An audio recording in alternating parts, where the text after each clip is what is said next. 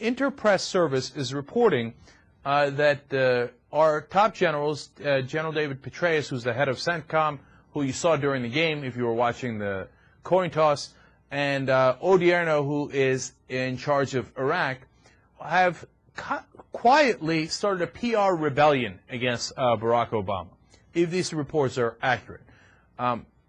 What does that mean? They were put in place by a man by the name of General Keane, and he was an informal and sometimes formal advisor to President Bush, and he's the one that authored the surge policy.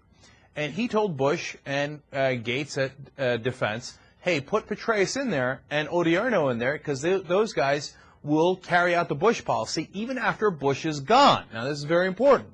And they said once Petraeus and Odierno come in with their recommendations, Obama will be in a tough to near impossible political spot, and he'll have to cave in and do exactly as they say and keep those troops in there indefinitely, right? Now, why? Because then Obama is put in a position where he's going to have to tell his generals, no, I understand what you're saying, but I'm not going to go with it, right? And then that is politically risky, because then if anything goes wrong, they'll turn around and say, oh, you see that? Obama screwed this up.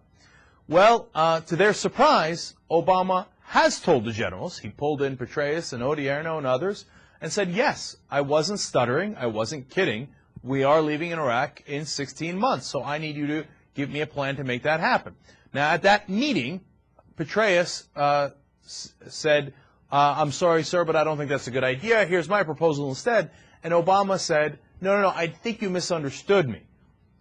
We're getting out in 16 months. I need you to come up with my plan.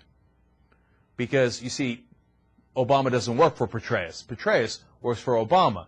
Here's the funny thing about what happened in that election. Barack Obama is now the commander-in-chief. So, Obama showed some real guts there, stood up to the guys, foiled that plan. Now, here comes the repercussions. What are they? Well, they're already leaking to the press. Apparently, these generals are, according to this report from Interpress Service. And, in fact, Odierno did do an interview with the New York Times where they're saying, you know what, we're not sure that we could leave that quickly. We don't know if it's a good idea. It risks and endangers the stability of Iraq. Now, one, they're saying that, of course, because they want to go with their plan that they had all along that they hatched with Bush. Two, if anything goes wrong in Iraq now, the generals are going to come out, you probably not in the papers, those two, but they're going to leak. They're going to do it, you know, without their names on it, and say, oh, we had everything in Iraq figured out, but Obama went and destabilized it. And they're going to blame everything on Obama. Now, that is politically risky for Obama. And it took some courage for him to stand up and do the right thing anyway. So I have a lot more faith and confidence in Obama for having done that. But, man, we got to keep our eye out on those guys that are left over from the Bush administration that never wanted to do Obama's plan, that always wanted to stay in Iraq indefinitely. They even already had the clause picked out. They told President Obama, they said, oh, look, we put this thing into our agreement with the Iraqis where we said, hey, you know what, instead of combat troops, these will be support troops. But we'll take the same exact troops and we'll just call them support troops. And Obama said, I don't want to do that. I don't think that's right, and I don't think that's in the best interest of this country. So now they're mad. How this plays out is going to be very, very important.